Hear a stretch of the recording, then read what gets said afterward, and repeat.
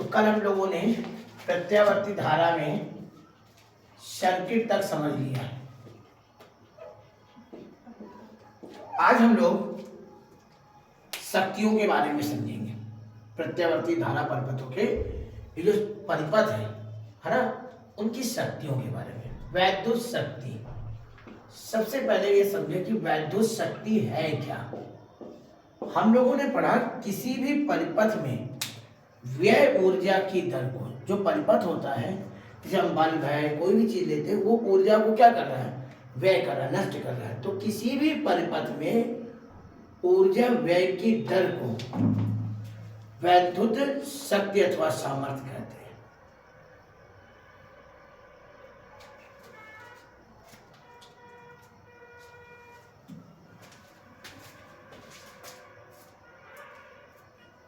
तो किसी भी परिपथ में व्यय ऊर्जा की दर को वैद्युत शक्ति अथवा सामर्थ्य कहते हैं। और शक्ति अथवा सामर्थ्य को हम P से लिखते हैं, और P बराबर क्या होता है, VI होता है। बहुत सारे P के फार्मूले होते हैं, लेकिन हम लोग ने I²R भी होता है, V²/R होता है। लेकिन हम लोग प्रत्यावर्ती में वोल्टेज और धारा की मुख्य रूप से बात करते हैं। वोल्टेज आता है, धारा बहती है, यही मुख्य रूप से बात करते हैं। इसीलिए हम इसका यही फार्मूला मेन रूप से यूज करते हैं। P बराबर क्या बेटा, VI। अब यही हम इसी में आ जाए कि हम वैद्युत शक्ति में हम बात करें, इसमें कौन से परिपथ की बेटा, R परिपथ की शक्ति। देखिए हमने 7 परिपथ पढ़ा है, तो नियमतः 7 परिपथों की क्या होनी चाहिए, शक्ति। लेकिन हम उसमें पहले R परिपथ की शक्ति के बारे में पढ़ेंगे और समझेंगे और जानेंगे क्या होता है R परिपथ की शक्ति। तो सबसे पहले हमें यह पता होना चाहिए R परिपथ में वोल्टेज और धारा में किस प्रकार का रिलेशन पाया जाता है। तो हमने पढ़ा कि R परिपथ में तो वोल्टेज और धारा दोनों समान कला में होते हैं। वोल्टेज व धारा दोनों समान कला, R परिपथ में वोल्टेज व धारा दोनों समान कला में होते हैं। अब जब ये समान कला में होते हैं वोल्टेज व धारा, तो अब इसकी इक्वेशन क्या बननी चाहिए बेटा। तो हम लोगों ने पढ़ा था V बराबर V0 साइन ओमेगा टी, और I बराबर क्या बेटा, I0 साइन ओमेगा टी। अब हमारे निकालना उद्देश्य यहाँ वैद्युत शक्ति है बेटा। तो वैद्युत शक्ति P बराबर क्या होता है, V × I। तो यहाँ V0 sign omega T, I0 sign omega T होगा। यहाँ से इसको सॉल्व करो तो V0 I0 sign square omega T हो जाएगा। जैसा कि हमने पीछे भी बताया था कि जो साइन का कला है वो 0 से लेकर 90 के बीच ही कुंडली घूमती रहती है, मतलब वो मैक्सिमम मिनिमम चलती। तो साइन स्क्वायर ओमेगा टी का औसत मान हम लोगों ने पीछे भी पढ़ा था, है ना। कितना बताया था बेटा, बताओ। साइन स्क्वायर ओमेगा टी का जो औसत मान होगा वो 1/, कितना होगा, 2 होगा। जब हम लोगों ने IRMS पढ़ा था तो वहां पर साइन स्क्वायर ओमेगा टी का मान 1/, कितना समझाया था, 2 होता है। तो अब क्योंकि हम यहाँ पर इसका औसत मान ले रहे हैं, तो यहाँ पर P नहीं लिखना चाहिए, बल्कि क्या हो जाएगा, P बार। और यहाँ V0 I0 और साइन स्क्वायर ओमेगा टी की जगह कितना, 1/2। तो यहाँ पर हो जाएगा V0/√2 और यहाँ हो जाएगा I0/, तो वही चीज लिखिए इसको। लेकिन ऐसा करने से ये क्या बदल जाएगा बेटा, VRMS में, और ये किस में बदल जाएगा बेटा, बताओ, IRMS में। तो P बार बराबर क्या, VRMS और IRMS। एग्री हो? Yes sir. तो यहां पर बात करें R परिपथ की शक्ति का। अब हम इसको इरेज नहीं करेंगे, अब हम यहीं पर समझे ले रहे हैं RL परिपथ की शक्ति में। तो हम RL परिपथ की शक्ति कैसे निकालेंगे, ये आप समझना। जब हम लोगों ने RL परिपथ पढ़ा था, कल पढ़ा RL परिपथ, तो RL परिपथ में हमें बताया गया कि जो R का विभवांतर होता है वो धारा के साथ समान कला में, और L का जो विभवांतर होता है वो धारा के साथ 90 डिग्री अग्रभाग। तो इनका जो परिणामी था, है ना, वो I के साथ कितने कला कोण पर था बेटा। अब देखिए हमने इन दोनों का काम खत्म किया, क्योंकि हमने इसका क्या निकाल लिया, परिणामी, है ना। इन दोनों का परिणामी क्या है बेटा, V। और v बेटा बताओ धारा के साथ कितने कला कोण पर है बेटा बताओ। पाई कला कोण पर। v जो है वो I के साथ कितने कला कोण पर है? पाई। क्या फाई कला कोण पर है कि नहीं पहले बेटा बताओ। Yes sir. कोई दिक्कत है क्या यहाँ तक? अब बताओ बेटा वोल्टेज की इक्वेशन क्या होनी चाहिए बेटा बताओ। v not sine omega t। अब क्योंकि ये कला जुड़ रहा है तो प्लस का कितना होगा बेटा, और I बराबर कितना होना चाहिए बताओ। I नॉट साइन ओमेगा होगा। अब क्योंकि औसत शक्ति P बराबर क्या होता है बेटा बताओ, VI, तो ये V not sine omega t plus का फाई, क्यों, और I क्या होगा बेटा बताओ, I नॉट साइन ओमेगा, होगा कि नहीं होगा। अब हम क्या करें, इसमें से V नॉट और I नॉट को आगे लाए और साइन ओमेगा t को भी आगे लाए, और यहाँ पर मैथ का एक फॉर्मूला लग रहा है साइन a प्लस, तो क्या बनेगा बेटा बताओ, sine a into cos b plus cos a into क्या बेटा साइन b, बन जाएगा नहीं बन जाएगा।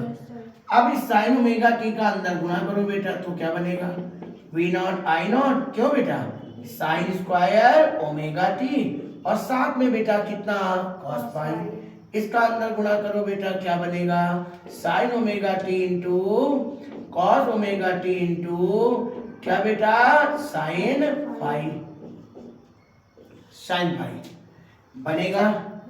अब हम एक काम करने जा रहे हैं, अब वो काम क्या है ये सुनो, हम इसमें 2 का गुणा करने जा रहे हैं और 2 का क्या करने जा रहे हैं।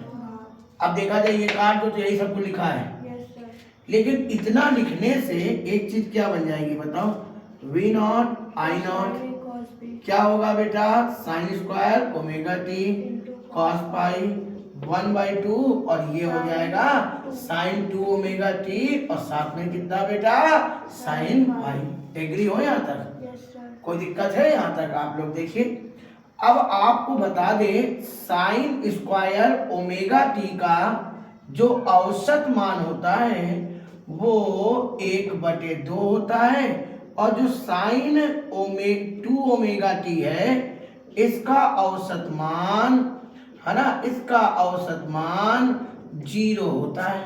अब प्रश्न उठा कैसे 0 होता है ना, कैसे 0 होता है, तो जैसा अभी अभी हमने आपको यहाँ पर भी समझाया था कि ओमेगा टी कला होती है ना, कला 0 से लेकर 90 तक ही बदलती, 0 से 90 फिर 90 से 0, प्रत्यावर्ती धारा इसे तो बदलती है अपनी कला। बताओ भाई देखो, मिनिमम से मैक्सिमम, फिर मैक्सिमम से फिर दूसरी दिशा में मैक्सिमम फिर मिनिमम, तो कला तो 0 से लेकर फिर 90 से कितना।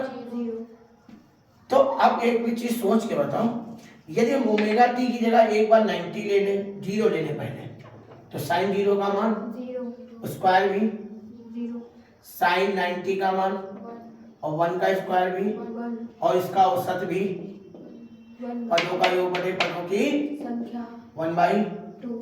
अब जरा बताओ साइन 2 ओमेगा टी में आ जाओ, ठीक, साइन 2 ओमेगा टी का मान 0, साइन 0 का मान 0, साइन 2 ओमेगा टी का मान 90, तो यहाँ कितना बना बताओ 180, साइन 180 का मान भी कितना हुआ। अब इन दोनों का औसत बताओ क्या होगा, 0 प्लस होगा कि नहीं होगा। अब आप इस चीज को समझो, यही चीज हमने आपको वहां लिख के दिखाई है कि नहीं। साइन स्क्वायर ओमेगा टी का मान कितना हो गया 1/2, और साइन 2 ओमेगा टी का मान कितना हो गया। अब देखो 2 का गुणा भाग करने का एक फायदा मिला, ये क्या हो गया, इसका मान कितना बताया 0, तो वो पूरा पद ही क्या हो गया 0। तो जब 2 का गुणा 2 का भाग करने मात्र से वो पूरा पद खत्म हो सकता है, तो हम क्यों ना खत्म करें, इक्वेशन को क्यों ना छोटी करें। अब यहाँ पर अतः अब बताओ क्या बनेगा बेटा, पी बार बराबर वी नॉट आई naught sine square omega t का जगह 1/2, और साथ में बेटा कितना चल रहा है कॉस पाई, क्योंकि ये 1/2 यहाँ का है ना बेटा, कॉस पाई बचा कि नहीं बचा। अब इसी चीज को हम क्या लिख सकते हैं बेटा बताओ, पी बार बराबर वी नॉट बटे √2 आई नॉट बटे √2, और साथ में कितना बेटा cos पाई। इस चीज को हम VRMS, इसको हम क्या लिख सकते हैं बेटा, IRMS। तो VRMS इंटू क्या, IRMS, और साथ में कितना, cos पाई। P बार बराबर VRMS इंटू IRMS, और साथ में कितना, cos पाई। ये किस परपथ की शक्ति आई थी बेटा बताओ। यहाँ पर हमने निकाला किस परपथ की शक्ति थी, आर परपथ की। ये किसका मान निकाला हम लोगों ने, RL परपथ की शक्ति। क्या क्लियर है। Yes sir. यहाँ पर हमने क्या लगाया था, आर परपथ में वोल्टेज और धारा दोनों किस कला में थे, समान कला में थे। P बराबर क्या लगाया, VI। तो यहाँ को देखिए हमने साइन स्क्वायर ओमेगा टी लिया, उसका औसत मान 1/2 बनाया। अब 1/2 करने से तो ये VRMS और ये, क्योंकि दो को हम √2 गुणते √2 लिख सकते हैं, लेकिन इससे करने से ये VRMS, इसका करने से IRMS हो सकता है। अब RL परपथ की शक्ति की बात करें तो R परपथ का वोल्टेज ये है, क्यों, क्योंकि R परपथ में जो V होता है वो I के साथ कितने फाई कलाकोण अग्रगामी होते हैं। V जो होता है VR और VL का जो परिणामी होता है V, वो फाई कलाकोण पर होता है। और हमने P बराबर क्या फॉर्मूला पढ़ा, VI। तो हमने V का पूरा रखा, I का रखा, जिसमें से V0 I0 को पास लिखा है, साइन ओमेगा टी को पास लाए, यहाँ साइन A प्लस B का फॉर्मूला लगाया, sine A into cos B, cos A into sine B। फिर हमने साइन ओमेगा टी का दोनों पदों में क्या कर दिया, गुणा। तो गुणा करने के बाद 2 से गुणा 2 से भाग किया, ताकि ये पूरा फॉर्मूला साइन 2 ओमेगा टी, जैसा कि अभी अपने को दिखाया गया था, साइन स्क्वायर ओमेगा टी का औसत मान 1/2 है, जबकि साइन 2 ओमेगा टी का औसत मान 0, क्योंकि 0 साइन 0 फिर 0 और साइन 90 भी 90 गुना 180 भी 0।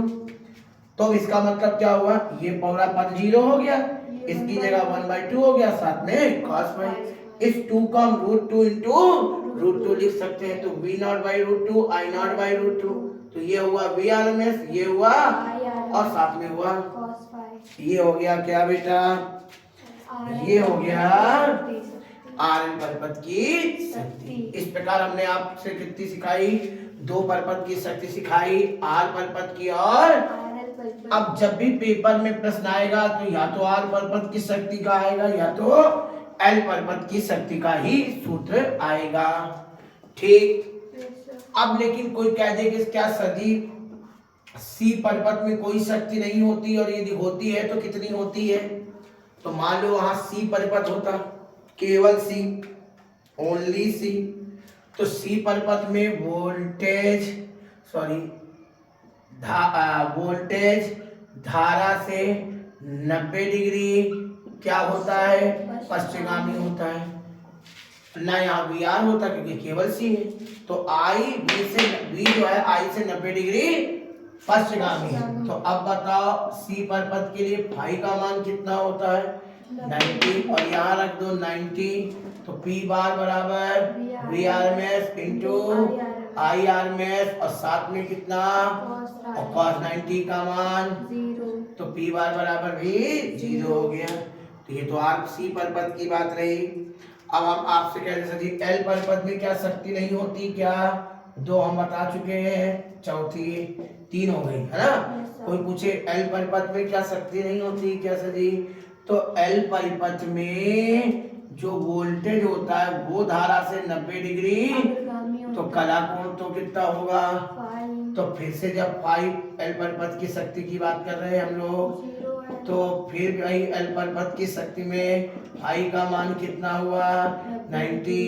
तो P बार बराबर कितना होगा, VRMS into IRMS into cos 90, cos 90 की वैल्यू 0, तो फाई इक्वल टू भी 0। तो ये कहाँ तक पहुंचे, L परपथ की। अब हम किसके बाद पहुंचेंगे, कोई RL हो चुका है, R बता दिया, C बता दिया, L बता दिया, RL बता दिया। अब हम बात करते हैं RC परपथ की। अब यदि हम RC परपथ की कोई शक्ति पूछे तो RC परपथ में जो R होता है वो धारा के साथ समान कला में, लेकिन जो C का विभवांतर होता है वो धारा के साथ। तो अब यहाँ पर जो परिणामी होगा वो धारा के साथ पाई कला कोण पर होगा, वो भी पश्चिमगामी में। अब यदि ऐसा हुआ तो आई बराबर तो आई नॉट साइन ओमेगा टी होगा, है ना। और फिर जो v बराबर होगा वो v not sine omega T minus five में आ जाएगा। अब सुनो, तो जैसे हमने आरएल परिपथ को सॉल्व किया था उसमें फॉर्मूला लगाया था p बराबर क्या बेटा, v इंटू आई, है ना। तो v not sine omega T minus five, और ये कितना साइन ओमेगा टी, और साथ में कितना आई नॉट। तो अब v नॉट आई नॉट साइन ओमेगा टी को अलग करेंगे, और फिर यहाँ पर sine o a into cos b minus cos a into sine b, और वापस इसका गुणा करेंगे तो v नॉट आई नॉट इसका गुणा अंदर होगा, तो साइन स्क्वायर ओमेगा टी साथ में कॉस पाई माइनस का sign omega T into cos omega T into sine pi. ठीक, अब इसमें भी उसी तरह दो का गुणा और दो से, तो आप देखो क्या कोई अंतर हो रहा है, जो आरएल में था वही आरसी में चल रहा है, लेकिन इसमें माइनस है उसमें प्लस है। अभी भी तो ये जीरो हो जाएगा, तो जब जीरो ये पूरा पर वैसे ही चलेगा, क्योंकि हम लोगों ने पढ़ा है कि अब ये चीजें कैसी हो जाएंगी बेटा बताओ, p बराबर v नॉट आई नॉट, अब ये हो जाएगा साइन स्क्वायर ओमेगा टी साथ में कॉस पाई 1/2, ये होगा बेटा साइन 2 ओमेगा टी, और साथ में कितना साइन फाइव।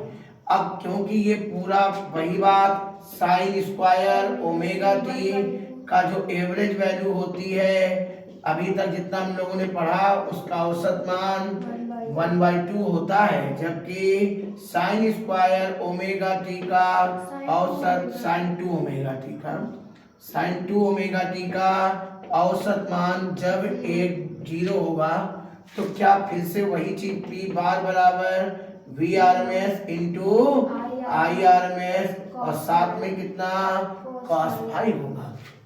इसका मतलब आर परिपथ की और एल परिपथ की शक्ति निकालना आता है, तो सी की जो जीरो हो जाती है एल की भी जीरो हो जाती है, और आरसी और आरएल में केवल माइनस और प्लस का अंतर, आंसर में कोई फर्क नहीं आएगा, केवल यहाँ प्लस चल रहा था उसमें, इसमें क्या चलेगा माइनस होगा, है ना। और आपको बता दें, अब इसी में कोई पूछ ले एलसी परिपथ की शक्ति बताओ बेटा, तो एलसी परिपथ के लिए, एलसी परिपथ की यदि तुमसे कोई पूछे शक्ति बताओ, तो अब एलसी परिपथ की भी जीरो होगी। क्यों? क्योंकि एलसी परिपथ का जो वियर डिफरेंस बीसी आता है वो धारा के साथ 90 डिग्री अग्रगामी होता है। तो ऐसी स्थिति में जब ये 90 डिग्री अग्रगामी होगा तो पाई का मान 90 और पी बार बराबर v r m s into कितना आई आर एम एस, और साथ में cos 90 का मान 0 होकर मामला खत्म हो जाएगा, कोई दिक्कत ही नहीं रहेगी। अब इसी में कोई कह दे सर जी एलसीआर परिपथ की शक्ति क्या होगी, तो एलसीआर परिपथ की बेटा शक्ति क्या होती है, तो एलसीआर परिपथ में आर जो होता है उसका विभवांतर धारा के साथ समान कला में, एल और सी का ये विभवांतर हुआ। अब तुम बताओ इस पे जो वोल्टेज आएगा वो धारा के साथ फाई कला कोण पर आएगा। देखो इसका परिणाम ये बना, तो अब फाइनली देखा जाए आई और वी के बीच का जो एंगल है वो कितना बन रहा है फाई। तो जो आर पर आर एल परिपथ की शक्ति हुई वही किसकी शक्ति भी होगी, एल सी आर परिपथ की। इसका मतलब पी बार बराबर v r m s into i r m s into cos phi. तो इन सारी शक्तियों से हमने सीखा कि यदि हम आर परिपथ की शक्ति याद कर लें, हम आर एल परिपथ की शक्ति याद कर लें, तो हमें कोई अन्य शक्ति याद करने की जरूरत नहीं है। इसीलिए हम लोग की सारी मेहनत आर और आर एल परिपथ पर लगी रहती है। एग्री हो? अब आगे बढ़ते हैं। अब हम लोगों ने इसमें एक चीज बार बार पढ़ रहे थे, कॉस फाई। हम बार बार इसमें एक शब्द पढ़ रहे थे कॉस फाई।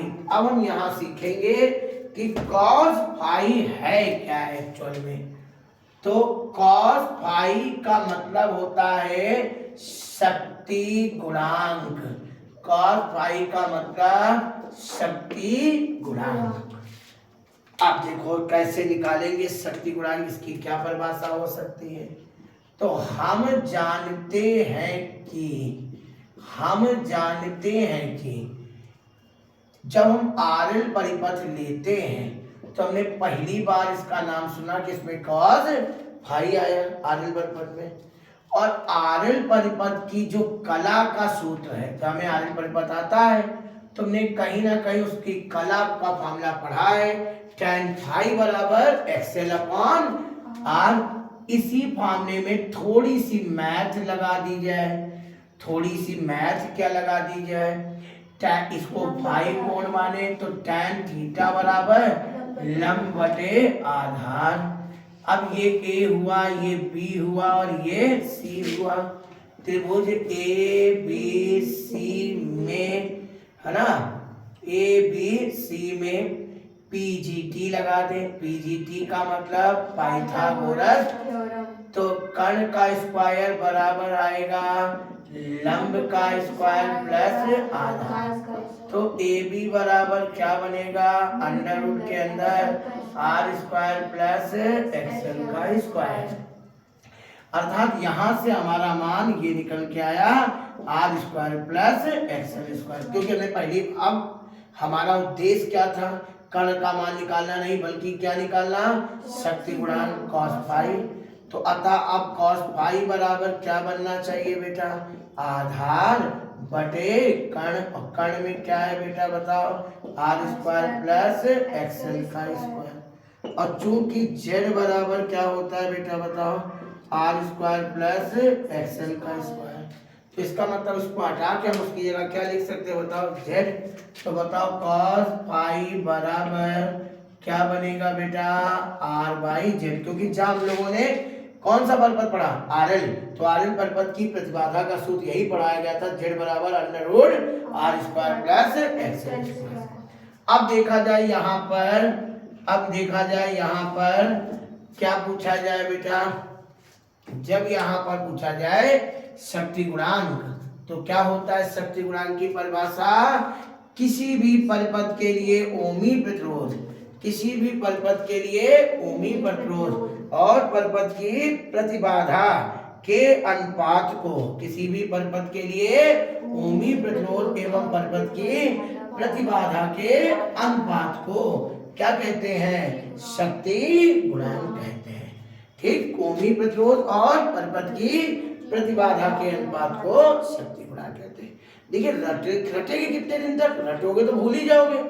यदि आप बनाना सीखो कि हमने शक्ति गुणांक आरएल परिपथ में पहली बार सुना, आरएल परिपथ के लिए हम फाई निकालना चाहते हैं तो आरएल के लिए tan निकाला, tan पे हमने पढ़ा है कि लंब बटे आधार, तो हम tan की मदद से cos निकालते हैं, जैसा कि हम ट्रिग्नोमेट्री में करते भी हैं। कभी tan दिया जाता और cos पूछा जाता तो यही अब तरीका अपना लेते हैं। तो शक्ति गुणांक निकालने का तरीका उससे ये बना। ठीक, अब आ जाओ, इसके बाद हम बात करते हैं अनुनादी परिपथ की। अनुनादी परिपथ क्या होते हैं ये समझेंगे। तो अनुनादी परिपथ क्या होते हैं, अनुनादी परिपथ जो अनुनाद की घटना पे काम करे वही अनुनादी परिपथ है। अब अनुनाद की घटना में कैसे कौन काम करेगा सुनिए, वह LCR परिपथ, वह LCR परिपथ जिसमें आरोपित वोल्टेज, वह LCR परिपथ जिसमें आरोपित वोल्टेज और धारा दोनों समान कला में होते हैं उसे अनुनादी परिपथ कहते हैं। वह LCR परिपथ जिसमें आरोपित वोल्टेज व धारा दोनों समान कला में होते हैं उसे अनुनादी परिपथ कहते हैं। ठीक, याद हो जाएगा। इसी में आता है बेटा श्रेणी अनुनादी परिपथ। अब कभी पूछा है श्रेणी अनुनादी, कभी अनुनादी परिपथ पूछ लेता है, कभी श्रेणी अनुनादी परिपथ पूछता है। तो श्रेणी अनुनादी परिपथ वह परिपथ है जिसमें प्रेरण प्रतिघात धारतीय प्रतिघात के बराबर होता है। श्रेणी अनुनादी परिपथ वह परिपथ है जिसमें प्रेरण प्रतिघात धारतीय प्रतिघात के बराबर होता है तथा आरोपित वोल्टेज की आवृत्ति, ध्यान सुनो, आरोपित वोल्टेज की आवृत्ति, जो वोल्टेज आरोपित किया जाए, आरोपित वोल्टेज की आवृत्ति है ना, की आवृत्ति परिपथ की स्वाभाविक आवृत्ति के, परिपथ की स्वाभाविक आवृत्ति के बराबर होती है। अब सुनो, क्योंकि जब कोई तुम आरोपित कर रहे हो तो ये प्रत्यावर्ती कर रहे हो, तो इसकी कोई ना कोई तो आवृत्ति होगी, और जो परिपथ है बेटा वो भी ऊर्जा पाकर क्या करते रहते हैं, कंपन करते रहते हैं, तो उसकी भी अपनी आवृत्ति रहती है।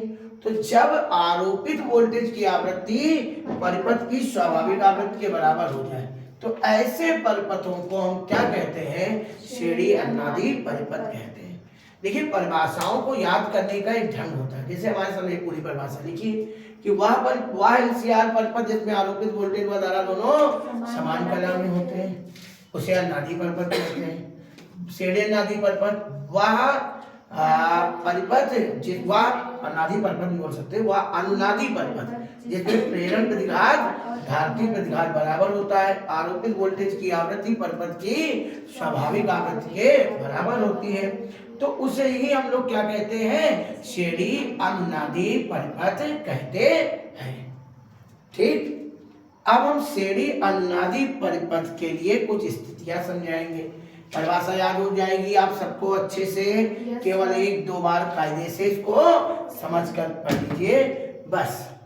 अब हम बात करेंगे इसी में क्या बेटा, एलसीआर परिपथ जो होते हैं, तो एलसीआर परिपथ में जो हमारा फॉर्मूला होता है कला का, वो tan फाई बराबर एक्सएल डिफरेंस एक्ससी अपॉन कितना r, XL difference XC upon r होता है। और चूंकि प्रेरण प्रतिघात धारतीय प्रतिघात के क्या होता है, बराबर होता है, तो tan फाई बराबर एक्सएल डिफरेंस एक्ससी जब बराबर होगा तो ये कट कर मामला कितना दे देगा, तो फिर फाई का मान भी कितना होगा। इसका मतलब ये हुआ कि आरोपित वोल्टेज और धारा दोनों समान कला के, तभी तो कला अंतर 0 आ रहा, कोई कला का अंतर प्राप्त नहीं हो रहा है। समझ में आई बात? अब आ जाओ एक और चीज बेटा, वही एलसीआर ही क्योंकि परिपथ है, तो हम जानते हैं कि z बराबर कितना होता है, अंडर रूट के अंदर r square plus XL difference XC का, तो एक्सएल एक्ससी क्या हो जाएगा, कट जाएगा, ये स्क्वायर हटा गया रूट को, तो z का मान किसके बराबर आएगा, z का मान किसके बराबर, r के बराबर हो जाएगा। कोई दिक्कत है, कोई दिक्कत है?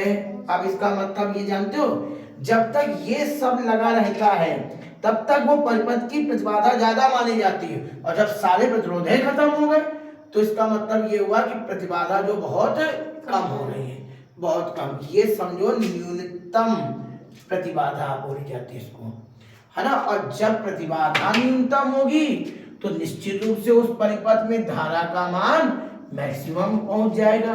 तो अनुनादी परिपथ मेनली इसीलिए भी यूज किए जा सकते हैं कि जहां पर हमें रेजिस्टेंस को कम करके कम से कम कर सके और धारा को ज्यादा से ज्यादा बढ़ा सके, ऐसे एलसीआर परिपथ या ऐसे अनुनादी परिपथ ही श्रेणी अनुनादी परिपथ है। इसमें प्रतिबाधा न्यूनतम हो जाती है और धारा अधिकतम हो जाती है। और एक और बात, यदि अनुनादी परिपथ की आवृत्ति की बात करें तो एक्सएल बराबर एक्ससी, तो 2 पाई एफएल एक्ससी की जगह 1/2 पाई, जैसा कि आप लोगों ने एलसी परिपथ में इस तरह का यही सूत्र पढ़ा था, है ना। तो F बराबर 2 पाई अंडर रूट के अंदर LC आ जाएगा, 2 पाई अंडर रूट के अंदर एलसी आएगा। और इस चीज को और अच्छे समझें, यही अनुनादी परिपथ की आवृत्ति होती है। कभी कभी सवाल लगाते समय यदि अनुनादी परिपथ का नाम लेंगे, कहेंगे अनुनादी परिपथ, तो पहली नजर में सोच जाना कि प्रेरण प्रतिघात धारती प्रतिघात के क्या है, बराबर है, और आवृत्ति का सूत्र यही लगने वाला है। तो ये बात रही किसकी, अनुनादी परिपथ की। अब कभी कभी पूछ लेते श्रेणी अनुनादी परिपथ की विशेषता बताओ। तो अब श्रेणी अनुनादी परिपथ की यदि विशेषता की बात करेंगे तो पहली विशेषता, श्रेणी अनुनादी परिपथ की पहली विशेषता है कि आरोपित वोल्टेज व धारा दोनों समान कला में होते हैं। नंबर 2, प्रेरण प्रतिघात धारतीय प्रतिघात के। नंबर 3 परिपथ की जो आवृत्ति होती है, जो सर्किट की आवृत्ति होती है, वो आरोपित, जो हम अप्लाइड करते हैं ना, आरोपित वोल्टेज की आवृत्ति के बराबर होती है। एफसी का मतलब सर्किट की फ्रीक्वेंसी, एफए का मतलब अप्लाइड फ्रीक्वेंसी। जो आरोपित प्रत्यावर्ती वोल्टेज की आवृत्ति होती है और जो परिपथ की आवृत्ति होती है, दोनों आपस में बराबर होते हैं।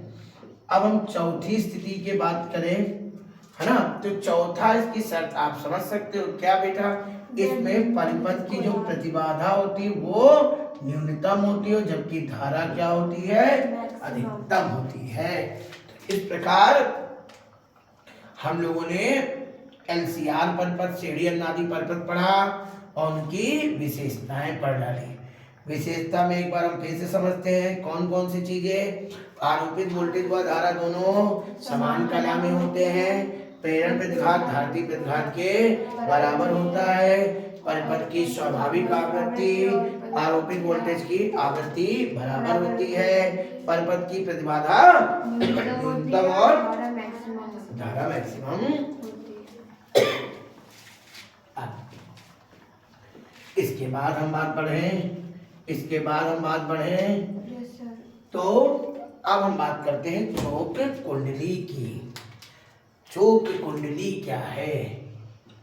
चौक कई जगह नाम सुनते हैं, चौक माने ब्लॉकिंग, ब्लॉक कर दे कोई चीज को, है ना, ब्लॉक कर दे, कोई चीज फ्लो हो रहा हो और हम उस फ्लो को ब्लॉक कर दें, उसे ही हम लोग नॉर्मल लैंग्वेज बोलते हैं चोक करना, है ना। अब कुंडली चोक कर रही है, किस चीज को चोक करेगी? चोक करने की, जैसे नॉर्मली भाषा में आप बात करें, कहीं पर प्रवाह हो रहा हो और अचानक वो रुक जाए तो हम बोलते हैं वो चोक हो गया, पाइप चोक हो गया, उसमें प्रवाह नहीं, रुक गया है। तो चोक का मतलब होता है उस प्रवाह को कंट्रोल कर लेना, है ना, जो फ्लो चल रहा हो उस फ्लो पे रुकावट ला देना। तो कुंडली जब ऐसा चोक करती है, किसका चोक करेगी? धारा का चोक करेगी, धारा को कम ज्यादा करेगी, वही चोक कुंडली होगी, है ना। अब कौन सी धारा? क्योंकि हम प्रत्यावर्ती धारा के चैप्टर के अंतर्गत पढ़ रहे हैं तो हम इसको बात करेंगे क्या? प्रत्यावर्ती धारा की। तो वह परिपथ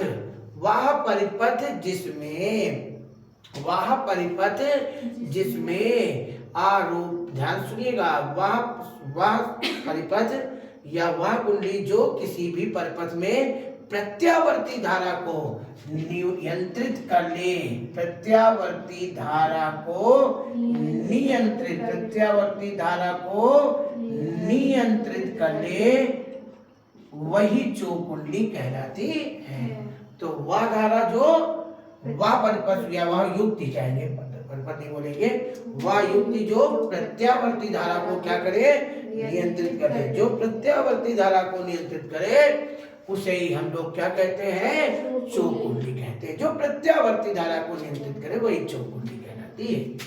अब आपकी रचना और कार्यविधि में आ जाए हम, यदि हम समझें कि रचना और इसकी वर्किंग कहाँ है, हम लोगों ने अक्सर देखा है जो पंखे का रेगुलेटर होता है, हम 1 से 5 की तरफ बढ़ाते हैं, पंखा तेज चलता है, 5 से 1 तरफ आते पंखा धीमा करते हैं। तो ऐसा क्यों होता है, यही आप समझे। देखो बेटा, तो इसमें रचना पहले आप समझे। इसमें एक मोटे तार व अधिक फेरों वाली तार मोटा होगा और फेरों की संख्या अधिक होगी।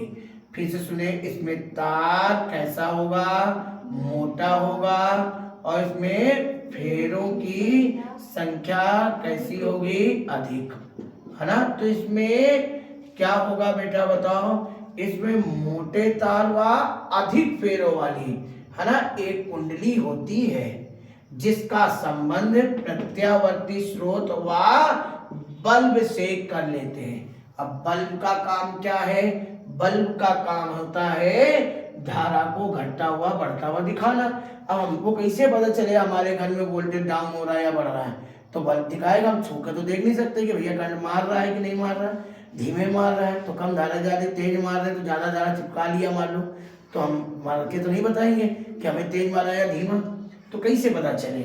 इसलिए इसमें सर्किट के रूप में, एक्सटर्नल सर्किट के रूप में क्या लगा देते हैं, बल्ब लगा देते हैं। तो इसमें तार मोटा लेते हैं, फेरों की संख्या अधिक। अब 2 क्वेश्चन, तार मोटा क्यों लिया। तार इसलिए मोटा लिया क्योंकि हम लोगों ने फार्मूला पढ़ा है कि R बराबर होता है रो L बाई A, अर्थात एक क्रॉस सेक्शन एरिया अर्थात अनुप्रस्थ काट का क्षेत्रफल यदि ज्यादा होगा तो अपने आप प्रतिरोध कम से कम होगा। दूसरी बात, E बराबर N delta phi upon delta T, जितना ज्यादा फेरे होंगे प्रेरकत्व उतना ज्यादा। और एक ये भी सूत्र, ये क्या, इससे आप डायरेक्ट हमने क्योंकि पढ़ चुके हो कि N फाई बराबर क्या होता है, Li। तो कहीं ना कहीं फेरों से भी प्रेरकत्व क्या क्या किया जा सकता है, बढ़ाया जा सकता है। तो आप रचना कैसे लिखोगे, पहले चौक कुंडली क्या है, चौक कुंडली एक ऐसी युक्ति है जो किसी भी परिपथ में प्रत्यावर्ती धारा को क्या करती है, ये किसी भी परिपथ में प्रत्यावर्ती धारा को नियंत्रित करती है। रचना क्या है, इसमें एक मोटे तार व अधिक फेरों वाली एक कुंडली होती है, मोटे तार व अधिक फेरों वाली एक कुंडली होती है जिसका संबंध प्रत्यावर्ती धारा स्रोत व बल्ब से कर देते हैं। इसमें तार मोटा लेने से प्रतिरोध कम हो जाता है, तार मोटा लेने से प्रतिरोध कम हो जाता है, नगण्य हो जाता है। और जबकि फेरों की संख्या अधिक लेने से प्रेरकत्व क्या हो जाता है बेटा, बढ़ जाता है, ये ज्यादा हो जाएगा। ठीक, अब इसके भीतर बेटा, अभी रचना ही बता रहे हैं, इसके भीतर एक नर्म लोहे की कोड होती है, कोड माने पत्ती। ये पत्ती इस प्रकार से रखी रहती है कि यह आवश्यकता के अनुसार इस कुंडी के भीतर प्रवेश कर जाए और आवश्यकता के अनुसार इस कुंडी से बाहर भी आ सकती है। इस प्रकार रखी होती है कि ये प्रवेश भी कर सकती है और बाहर भी आ सकती है। तो ये पत्ती का काम है क्या, अब ये सुनो, क्योंकि जब हम प्रेरण की घटना पढ़ रहे थे तो प्रेरण में हम लोग को पढ़ाया गया, प्रेरण की घटना में हम लोग को पढ़ाया गया कि जब हम कहीं पर लोहा या लोहे से बनी कोई चीज रखते हैं तो वहां पर चुंबकत्व, क्योंकि लोहा एक लौ चुंबकी पदार्थ है, इससे चुंबकत्व बढ़ जाता है। चुंबकत्व के बढ़ने से क्या बढ़ जाता है, प्रेरकत्व बढ़ जाता है, प्रेरकत्व बढ़ जाता है। और जब इसको बाहर निकाल लोगे तो प्रेरकत्व क्या हो जाएगा, कम हो जाएगा।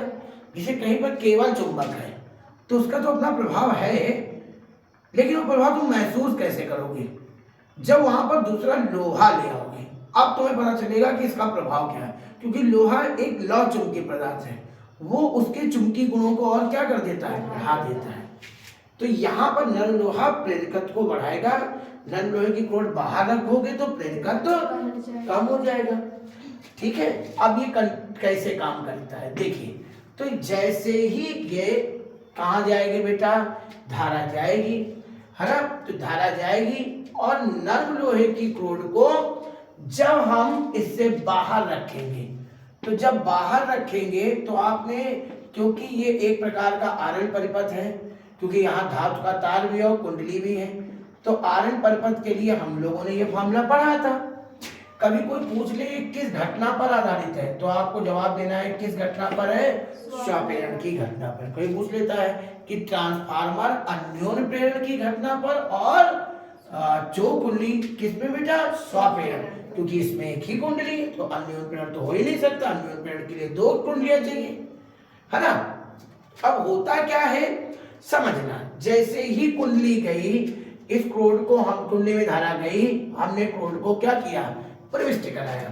तो क्योंकि आर का मान क्या है, लगभग नगण्य हो चुका, तारा आपने मोटा किया है, तो ये खत्म कर दिया जाए तो ये स्क्वायर रूट हटेगा, तो z बराबर क्या आएगा, और ये हटा लो बराबर और कांस्टेंट से, तो z प्रोपोर्शनल क्या आया।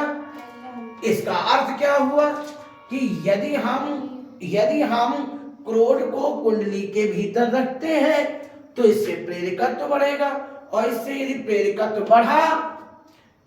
बढ़ा तो क्या होगा बेटा, प्रेरकत्व बढ़ा तो प्रतिबाधा भी बढ़ेगी। देखिए z का मान 2 ही पर निर्भर कर रहा है, r को तो आपने तार मोटा करके क्या कर लिया, हम नगण्य कर लिया, अब बचा ओमेगा एल स्क्वायर, और ओमेगा से एल स्क्वायर ये रूट काट दे, तो कहीं ना कहीं z किस पे निर्भर कर रहा है, एल पर, ओमेगा और एल पर। ओमेगा कोणीय आवृत्ति है जो कि फिक्स है, वो भी कांस्टेंट है, हटा दे, तो बताओ z किस पर निर्भर करने लगा, प्रेरकत्व पर। अर्थात यदि हम इस क्रोड को इस कुंडली के भीतर प्रवेश कराएंगे तो इससे क्या बढ़ेगा, प्रतिबाधा बढ़ जाएगी ना, इससे बढ़ेगा प्रेरकत्व, और प्रेरकत्व बढ़ेगा तो प्रतिबाधा बढ़ेगी, और जब प्रतिबाधा बढ़ेगी तो धारा का मान, क्योंकि प्रतिबाधा माने रुकावट, अब जब रुकावट बढ़ेगी तो धारा का मान अपने आप क्या हो जाएगा, कम हो जाएगा। रुकावट बढ़ी, धारा का मान कम हो गया। अब इसका उल्टा करें, जब हमने इस क्रोड को क्या निकाला, बाहर, प्रेरकत्व क्या हो गया, कम, प्रतिबाधा क्या हो गई, कम, और प्रतिबाधा कम तो धारा क्या हो गई, मैक्सिमम बढ़ने लगी। अब देखिए, जब आप पंखे का रेगुलेटर लेते हैं तो उसके अंदर कभी भी नॉर्मली देखिए एक पतली सी प्लेट निकलेगी, है ना, पत्ती निकलेगी, और साथ साथ एक स्प्रिंग निकलेगी। जब आपने 1 से 5 की ओर बढ़ाया, ऐसे आप घुमाते हैं 1 से 5 की ओर पंखा, तो ये क्रोड पीछे पीछे बाहर निकलने लगती है, ये वैसे बाहर निकलेगी, है ना, ये जैसे ही बाहर निकलेगी, ठीक, ये बाहर निकलेगी, पीछे आएगी जैसे ही, तो अपने आप प्रेरकत्व का मान क्या होगा, कम होगा, प्रेरकत्व कम होगा, प्रतिबाधा कम होगी तो धारा बढ़ जाएगी। तो 1 से 5 में जाने पर पंखा तेज चलने लगता है ना। और जब उल्टा घुमा 5 से कहाँ की ओर, 1 की ओर, तो ये क्रोड कहाँ आएगी, ना, अंदर आ जाएगी, है ना। ऐसा सिस्टम होता है कि वो अंदर आएगी, प्रेरकत्व बढ़ेगा तो प्रतिबाधा बढ़ेगी तो धारा का मान कम होगा। इस प्रकार ये जो चोक कुंडली होती है, ये परिपथ में बहने वाली प्रत्यावर्ती धारा को नियंत्रित करती है। एक बार हम फिर से सीखेंगे। चोक कुंडली, अब देखो चोक कर रही, धारा को कम कर रही कि नहीं कर रही। चोक कुंडली वह युक्ति है जो किसी भी परिपथ में बहने वाली प्रत्यावर्ती धारा को नियंत्रित कर सकती है। अब फिर इसके बाद बताया हमने क्या रचना, इसमें एक मोटा तार व अधिक पेड़ों वाली क्या होती है, मोटा तार व अधिक पेड़ों वाली एक कुंडली होती है ना, जिसका संबंध प्रत्यावर्ती धारा स्रोत व बल से कर देते हैं, प्रत्यावर्ती धारा स्रोत व बल से कर देते हैं। ठीक, इसमें एक नर्म लोहे की क्रोड होती है, ये इस प्रकार व्यवस्थित होती है कि इसे आवश्यकता अनुसार कुंडली के भीतर प्रवेश भी कराया जा सकता और बाहर भी रखा जा सकता है। जब हम क्रोड को कहाँ रखते हैं, कुंडली के भीतर, तो इससे प्रेरकत्व बढ़ता है। z बराबर √r² plus omega L square से, क्योंकि z r का मान हम खत्म नहीं कर सकते, ये कहने की बातें हैं, इसीलिए इसको 0 नहीं लिखा हमने, अप्रॉक्स 0 लिखा, क्योंकि हम इसको कम तो कर सकते लेकिन खत्म नहीं कर सकते। तो जैसे ही प्रेरकत्व बढ़ेगा प्रतिबाधा बढ़ेगी तो धारा का मान कम हो जाएगा। लेकिन जैसे ही स्क्रोड को कहां से करेंगे, बाहर निकालेंगे, प्रेरकत्व कम होगा, प्रेरकत्व कम होगा, प्रतिबाधा कम होगी, प्रतिबाधा कम होगी, धारा का मान बढ़ेगा। इस प्रकार ये जो कुंडली किसी भी परिपथ में बहने वाली प्रत्यावर्ती धारा को नियंत्रित कर सकता है। इसके बाद हम लोग अगले टॉपिक पे आते हैं और वो है एसी डायनेमो।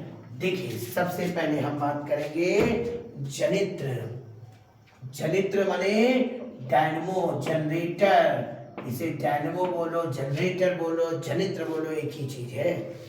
क्या होते हैं जनरेटर, जनित्र? तो जनरेटर या जनित्र वह युक्ति है, जनरेटर वह युक्ति है जो यांत्रिक ऊर्जा को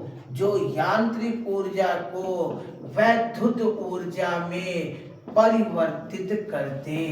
तो जनित्र वह युक्ति है जो यांत्रिक ऊर्जा को वैद्युत ऊर्जा में परिवर्तित कर दे। रचना के अनुसार जनित्र दो प्रकार के होते हैं, एक एसी डायनेमो, एसी जनित्र, और एक डीसी डायनेमो मतलब जनित्र, डीसी जनित्र। ठीक, अब हमारे सिलेबस में इस चैप्टर में एसी जनित्र है। अब इस कोई पूछे कि एसी जनित्र क्या है, तो एसी जनित्र वह युक्ति है जो यांत्रिक ऊर्जा को किसमें बेटा, प्रत्यावर्ती धारा में, यांत्रिक ऊर्जा को प्रत्यावर्ती धारा में परिवर्तित कर दे।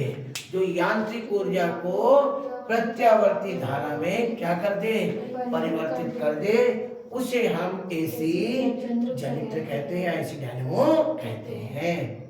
ठीक, अब कोई पूछे इसका सिद्धांत क्या है, एसी डायनेमो का बेसिक सिद्धांत क्या है, तो एसी डायनेमो का जो सिद्धांत है वो इतना कि जब कोई कुंडली, है ना बेटा, जब कोई कुंडली चुंबकीय क्षेत्र पे रखती है ना, और उसको घुमाया जाए, जब किसी कुंडली को चुंबकीय क्षेत्र में घुमाया जाए, है ना, जब किसी कुंडली को चुंबकीय क्षेत्र में क्या किया जाए, कुंडली को कहाँ घुमाया जाए, चुंबकीय क्षेत्र में घुमाया जाए। तो जब हम कुंडली को चुंबकीय क्षेत्र में घुमाते हैं, है ना, जब कुंडली को चुंबकीय क्षेत्र में घुमाते हैं तो चुंबकीय फ्लक्स में क्या होगा, क्यों, क्योंकि चुंबकीय क्षेत्र बदलेगा। क्यों बेटा, क्योंकि चुंबकीय क्षेत्र वहां पर चुंबकीय बल लिखा है, और जब कॉइल घूमेगी तो वो हटाएंगे उनको। अच्छा बताओ, यहाँ पानी भरा है और तुम उसमें चलने लगो, तो पानी को हटाए बिना चल सकते हो क्या? तो पानी धारा अपना मार्ग बदलेगी, परिवर्तित करेंगे, नहीं करेंगे। तो वैसे ही जब किसी भी कुंडली को चुंबकीय क्षेत्र में क्या करते हैं, घुमाते हैं, तो चुंबकीय क्षेत्र में परिवर्तन होने के कारण चुंबकीय फ्लक्स में क्या होगा, और चुंबकीय फ्लक्स में परिवर्तन होगा तो निश्चित रूप से फैराडे के नियम से उसमें एक प्रेरित विद्युत वाहक बल उत्पन्न होगा, और जहाँ प्रेरित विद्युत वाहक बल उत्पन्न होगा वहां परिपथ में क्या बने लगेगी, प्रेरित धारा बने लगती है। तो ये दोनों एसी सिद्धांत पर काम करते हैं कि जब किसी कुंडली को चुंबकीय क्षेत्र में क्या करते हैं, घुमाते हैं, तो चुंबकीय क्षेत्र में परिवर्तन होने के कारण चुंबकीय फ्लक्स में परिवर्तन होता है, चुंबकीय फ्लक्स में परिवर्तन होने के कारण कुंडली में एक प्रेरित विद्युत वाहक बल और प्रेरित धारा उत्पन्न हो जाती है। ठीक, अब हम इसके आगे बढ़ते हैं इसकी रचना में। ठीक, रचना में देखिए, रचना के लिए आपको इसका फिगर ड्रा करना होगा, है ना। और फिगर में कुछ है नहीं, एक आपको कॉइल लेनी है ना, ये कॉइल का एक सिरा ऐसे और दूसरा सिरा ऐसे, और ये इससे जाने वाली अक्ष है। यहाँ पर एक मैग्नेट रखे हैं, इसका नॉर्थ पोल, और ये मैग्नेट का कौन सा पोल, साउथ पोल।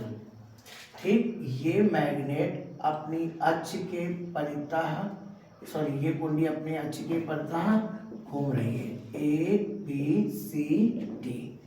ठीक, इसका संबंध हम दो कार्बन के टुकड़ों से करते हैं, है ना।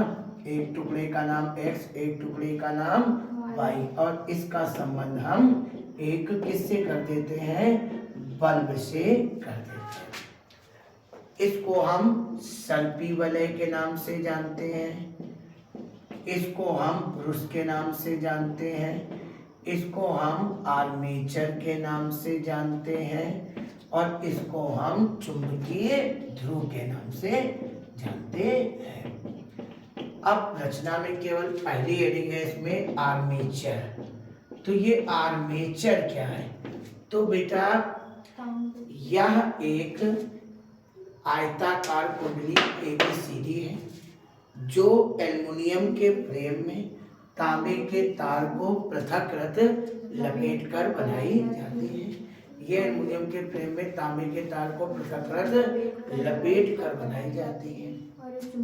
ठीक, और सुनो, इसी कुंडली को हम क्या कहते हैं, आर्मेचर कहते हैं। इसी कुंडली को हम आर्मेचर कहते हैं। फिर चुंबकीय ध्रुव, तो इसका जवाब है कि इसमें दो अवतलाकार माने दबे हुए, तो इसमें दो अवतलाकार चुंबकीय ध्रुव के होते हैं। इसमें दो अवतलाकार चुंबकीय ध्रुव N व S होते हैं, जिनके बीच ये कुंडली क्या करती है, घूमती है। अवतलाकार चुंबकीय ध्रुव N व S होते हैं, जिनके बीच कुंडली क्या करती है, घूमती है। फिर इसके बाद हम तीसरे पार्ट में आते हैं, सर्पी वलय व ब्रुश। क्या होते हैं बेटा सर्पी वलय व ब्रुश क्या होते हैं, देखो बेटा इसमें तांबे के दो छल्ले होते हैं, तांबे के दो छल्ले, कोई भी धातु हो सकती है, तांबे के दो छल्ले होते हैं जो कुंडली के एक छल्ला एक सिरे से और दूसरा छल्ला दूसरे सिरे से जुड़ा रहता है। ये कुंडली के साथ साथ क्या करते हैं, घूमते हैं। इन्हें हम क्या कहते हैं, सर्पी वलय। इन सर्पी वलय से दो कार्बन के टुकड़े X Y Y क्या होते हैं, स्पर्श करते रहते हैं। कार्बन के दो टुकड़े X Y Y स्पर्श करते रहते हैं। इन टुकड़ों को हम क्या कहते हैं, ब्रुश कहते हैं। इन टुकड़ों को हम क्या कहते हैं, ब्रुश कहते हैं। ठीक, एक ब्रुश से धारा इसमें बाहर निकलेगी और दूसरे ब्रुश से धारा प्रवेश करेगी। आज के लिए इतना ही रखते हैं। कल हम इसका हमने इसकी इंट्रोडक्शन बता दिया, हमने इसका सिद्धांत बता दिया, हमने इसकी क्या बता दी, रचना बता दी। अब हम इसकी केवल और केवल क्या बची, वर्किंग और